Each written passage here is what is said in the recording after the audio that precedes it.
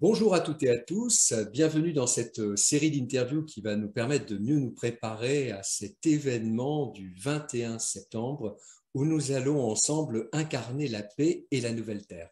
Et tout au long de ce mois de septembre, eh bien, je reçois les participantes et les participants qui seront en ligne avec vous ce soir-là et qui vont vous donner une clé qui vous permettra d'incarner la paix et la nouvelle terre. Et aujourd'hui, eh bien, j'ai le grand bonheur de recevoir Stéphania Villela. Bonjour Stéphania. Bonjour. Alors Stéphania Villela, tu te définis toi-même comme une alchimiste du corps. Tu vis au Portugal, tu es originaire de l'Équateur, tu es passé par la Suisse. Est-ce que tu pourrais nous retracer brièvement ton chemin de vie? Oh oui, alors mon chemin de vie, il commence en 1989 exactement, à Quito. Donc effectivement, je suis née en Équateur. Je suis issue d'une lignée de femmes médecines. Et à l'âge de 3 ans, mes parents ont décidé de déménager en Suisse, donc à Genève. Et du coup, j'ai grandi là-bas. Donc, c'est ce qui m'a apporté énormément au niveau de qui je suis aujourd'hui, hein, cette culture-là. Et puis, mon papa est portugais. Donc, dans cette envie de reconnecter à mes racines entièrement, eh bien, j'ai décidé il y a 8 mois de venir habiter ici au Portugal pour pouvoir vraiment connecter le tout entre le côté maternel et le côté paternel. Et quel a été ton parcours de vie? Qu'est-ce qui t'a amené à faire ce que tu fais aujourd'hui? Oui, alors, oh, c'est un long chemin. Donc, pendant 8 ans, j'ai été enseignante en Suisse. Et puis, il y a 10 ans de ça, j'ai vécu une rupture amoureuse très, très, très douloureuse qui a été en fait un cadeau. Un cadeau sur mon chemin parce que c'est à ce moment-là que j'ai commencé à me poser, on va dire, les bonnes questions, entre guillemets, que j'ai décidé de devenir cette fameuse alchimiste dont tu parles pour pouvoir aller rencontrer mes parts les plus sombres, en fait, toutes ces parties de moi que je m'étais efforcée de cacher pendant 23 ans de ma vie. Et puis à ce moment-là, j'ai décidé non seulement de devenir une alchimiste, mais surtout une archéologue, l'archéologue de moi-même, d'aller me rencontrer intimement, d'aller voir qu'est-ce qui se passait à l'intérieur de moi parce que je me suis rendu compte que je ne savais pas qui j'étais. Donc cette fameuse question, qui suis-je? Et ça a été un chemin initiatique incroyable, cette envie d'aller me découvrir parce que j'ai fait des rencontres notamment incroyables, j'ai pu aller explorer des mondes auxquels je n'avais pas du tout accès avant. Donc des mondes se sont ouverts à moi et puis ça m'a ramené petit à petit en fait sur le chemin du tantra notamment, du Tao, du yoga. Et voilà, et à chaque fois, un monde ouvrait un autre monde, ainsi de suite, jusqu'à aujourd'hui, pour pouvoir accompagner les gens dans dans cet accomplissement intime et corporel. Alors, je voudrais te poser aussi une question que je pose à tous les participantes, toutes les participantes et tous les participants qui seront en ligne le 21 septembre à 20 heures pour incarner la paix et la nouvelle terre. Qu'est-ce qui t'a donné l'élan de répondre à cette invitation? Alors toi, Merci.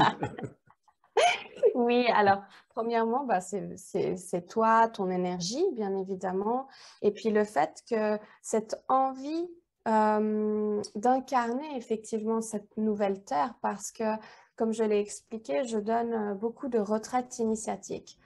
Et je vois à quel point aujourd'hui nous sommes à un tournant vraiment de cette nouvelle terre qui est en création et que quelque part, on n'a plus le temps d'attendre. On a beau, comme je le disais, on a beau faire l'autruche, mais au bout d'un moment, cette façon de faire ne peut plus être. Et aujourd'hui, fondamentalement, j'ai vraiment cette sensation que il est temps d'arrêter de faire, justement, mais il est temps d'être, de vibrer ensemble, de co-créer et qu'il y a des nouveaux schémas, et on le voit bien dans la société, tout ce qui se passe, qu'il y a des nouveaux schémas qui sont en train de se mettre en place. Et à côté de ça, je travaille aussi avec le monde subtil, le monde de l'invisible, comme on peut appeler ça. Et à nouveau, on voit à quel point tout va beaucoup plus vite. C'est paradoxal. On a l'impression que le temps va plus vite, que tout va plus vite. Et effectivement, il y a énormément de choses qui nous sont envoyées actuellement par le monde de l'invisible pour qu'on puisse incarner cette terre. Et pour moi, c'est un cadeau que tout ça arrive. Mais en même temps, qu'est-ce qu'on en fait en tant qu'humain? Si je peux contribuer à mon niveau à peut-être inspirer, planter une graine, eh bien, c'est déjà fabuleux. Alors nous voulons incarner la paix et la nouvelle terre, mais aujourd'hui, on parle beaucoup de guerre. Et la guerre, elle est souvent synonyme de traumatisme hein, pour les populations civiles, en particulier pour les femmes. Toi qui travailles justement à réparer ces traumas, qu'est-ce que ça inspire, cette situation de guerre? Alors, ce que ça m'inspire, c'est vraiment que, et j'en parle beaucoup d'ailleurs dans tout ce que je fais, c'est que la lumière n'existe pas sans l'obscurité. La vie humaine est un paradigme, est un paradoxe. C'est le plus grand des paradoxes.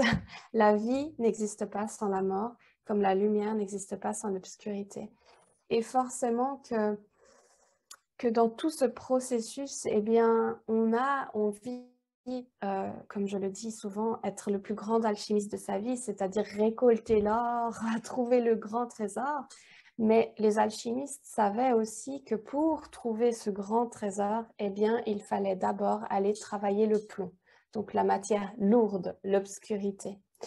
Et c'est un petit peu ça aussi l'invitation pour moi dans cette incarnation de cette nouvelle terre, c'est de dire arrêtons de vouloir constamment chercher l'or, mais allons travailler aussi nos parts d'ombre, nos obscurités, ce qui nous fait peur. Et c'est seulement comme ça que l'on sera capable d'aller transformer cette matière lourde en matière plus lumineuse et matière plus légère. Donc c'est aussi une invitation à aller se connaître et pas seulement aller connaître les parts lumineuses de soi, mais surtout aller connaître les parts les plus sombres de soi. Alors, lorsqu'on travaille comme toi à réparer des traumatismes, hein, des traumatismes notamment du corps, réparer un traumatisme du corps, ça passe forcément par le corps. Alors, il y a 3 niveaux parce que sur ce chemin, j'ai découvert que c'est un tout. On a souvent l'impression, ah, je travaille le corps, ben c'est le corps. Mais le corps ne va pas sans la tête, le mental, et ne va pas sans le cœur, l'âme, l'esprit. Et pour moi, il y aurait un premier niveau qui est le niveau mental. Donc, à ce niveau-là, on va vraiment aller travailler tout ce qui est les fausses croyances, les limitations, l'éducation. Qu'est-ce qu'on est venu me raconter depuis ma plus tendre enfance qui fait qu'aujourd'hui, je suis la personne que j'incarne dans le monde? Et là, quand on va s'intéresser à ce mental, eh bien, on va pouvoir déconstruire. Donc, pour moi, ça, c'est une première approche. Et c'est l'approche que beaucoup de gens vont choisir au premier abord. Hein. Une fois que j'ai déconstruit tout ça, ce qui se passe là-haut, eh bien, je vais pouvoir descendre dans le corps et aller voir, mais finalement, ces fausses croyances, ces limitations, qu'est-ce qu'elles sont venues cristalliser dans mon corps? Et ô combien je vois des gens qui viennent vers moi et me disent « Ah, j'ai des douleurs du bas du dos, je ne sais pas pourquoi ». On déconstruit au niveau du mental et on se rend compte que finalement, ces douleurs n'étaient qu'une cristallisation de ce qui se passait là-haut. Donc, pour moi, ça va ensemble finalement. Tout est interconnecté de toute manière. Hein. Et puis, une fois qu'on a pu avoir accès à ce corps et qu'on a créé un lien intime hein, avec non seulement son mental et son corps, eh bien, on peut aller encore plus profondément, j'ai envie de dire. Et là, on a accès à notre centre énergétique, notre cœur, qu'on va pouvoir appeler guidance intérieure, foi, peu importe, en fait, moi j'aime dire aux gens, peu importe le mot que vous utilisez, c'est une question de communication, mettez-y le mot qui vibre pour vous, mais c'est cette vibration que vous sentez à l'intérieur de vous et qui vous donne une impulsion au-delà de votre tête. Mais bon, avant d'aller là, eh bien, il y a tout le processus à faire. Alors, lorsque on parle d'essayer de favoriser, d'incarner la paix, des fois, quand on voit effectivement la situation internationale, on se sent un petit peu impuissant et beaucoup de guides, d'accompagnants spirituels, de développement personnel disent que on peut déjà trouver l'apaisement au niveau de soi et que ça va favoriser un apaisement qui va se partager hein, avec les autres. Cet apaisement individuel, personnel, comment tu dirais qu'on peut le trouver par le corps? Comment est-ce qu'on fait? Alors, alors justement, j'allais répondre exactement la même chose. C'est vrai qu'on ne peut pas contrôler l'extérieur, par contre, ou le maîtriser, c'est même pas une question de contrôle, mais par contre, on peut vraiment prendre soin de son intérieur. Et j'ai remarqué par mon propre chemin et par les gens que j'accompagne, plus on prend soin de son intérieur, plus ça se reflète à l'extérieur. Maintenant, au niveau corporel, eh bien, c'est un processus. C'est ce que je dis aux gens. C'est un processus, c'est un chemin. Le corps a un langage qui lui est propre. Et on ne nous a pas appris à pouvoir comprendre ce langage. Je donne un exemple concret. Il y a 10 jours, j'ai donné donc une retraite initiatique ici au Portugal avec des femmes et nous avons travaillé au niveau de la sexualité qui est un de mes domaines de passion, de cœur.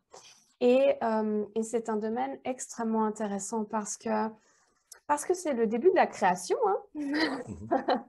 C'est à travers ça que nous sommes ici incarnés. Mais c'est un domaine aussi dans lequel il y a énormément de peurs cristallisées, énormément de tabous, et donc qu'on ne va pas aller rencontrer. Et donc, après un atelier qui a été donné, une des femmes m'a dit, mais c'est incroyable, en fait, je me rends compte que cette partie de mon corps a un langage qui lui est propre. Et moi, jusqu'à présent, cette femme avait 43 ans, jusqu'à présent, je ne l'avais jamais écoutée.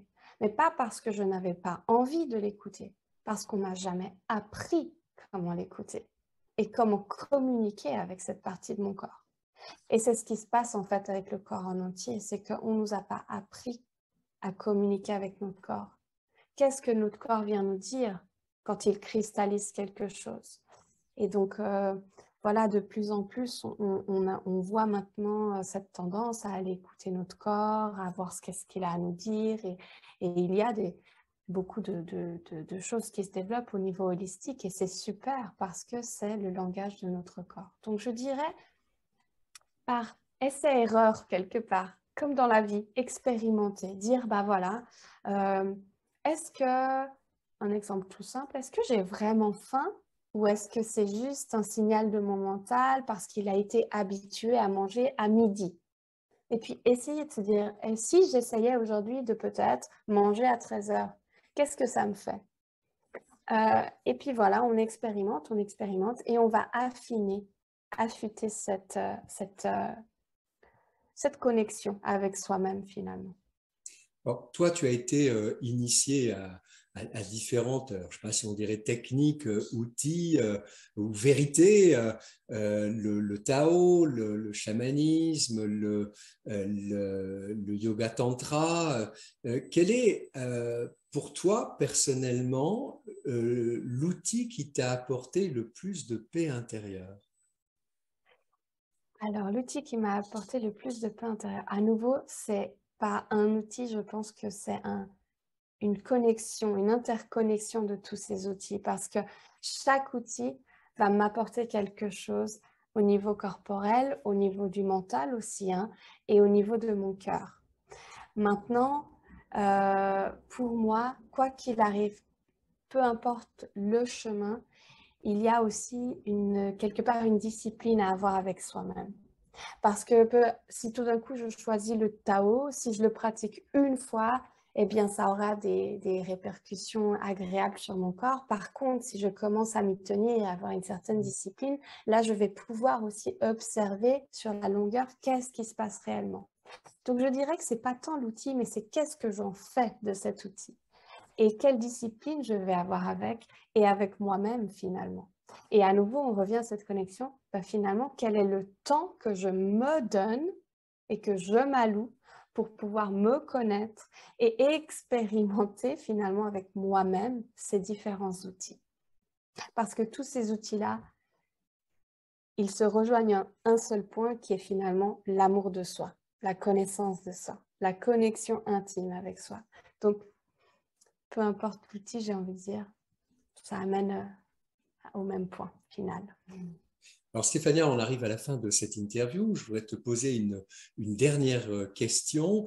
Est-ce que tu aurais un message à adresser aux participantes, aux participants, à toutes les personnes qui seront en ligne ce soir-là, donc à 20 h le 21 septembre, pour incarner ensemble la paix et la nouvelle terre? Oui, alors moi, le dernier message que j'aurais, c'est vraiment que sur ce chemin-là, en tout cas, j'ai remarqué une chose, c'est qu'il y a deux voies. Il y a la voie de la peur et il y a la voie de l'amour. Et quelle est la voie qu'on décide de choisir? Alors, par expérience, à nouveau, la voie de la peur est une voie facile, entre guillemets, parce que c'est notre premier élan, c'est la sécurité. Et puis, il y a cette deuxième voie, la voie de l'amour, qui demande de lâcher prise, de s'abandonner à la vie, et ça fait peur aussi. Mais quel cadeau de pouvoir aller dans cette voie-là, la voie de l'amour. Donc, pour moi, mon dernier message, ce serait de dire, choisissez autant que possible d'être guidé par l'amour, d'être guidé par la lumière, de faire confiance, de s'abandonner en fait au flux de la vie qui est incroyable, extraordinaire, et qu'au bout de ce chemin, eh bien, il y a la lumière et l'amour, et ça n'a pas de prix, surtout pour cette nouvelle terre. Un grand merci Stéphania pour cette interview et ce dernier message de paix et d'amour. Merci à vous toutes et à vous tous qui avez suivi cette interview. Je vous donne bien évidemment rendez-vous le 21 septembre à 20 h sur cette chaîne YouTube pour incarner ensemble la paix et la nouvelle terre. Et d'ici là, je vous dis, eh bien, soyez en paix.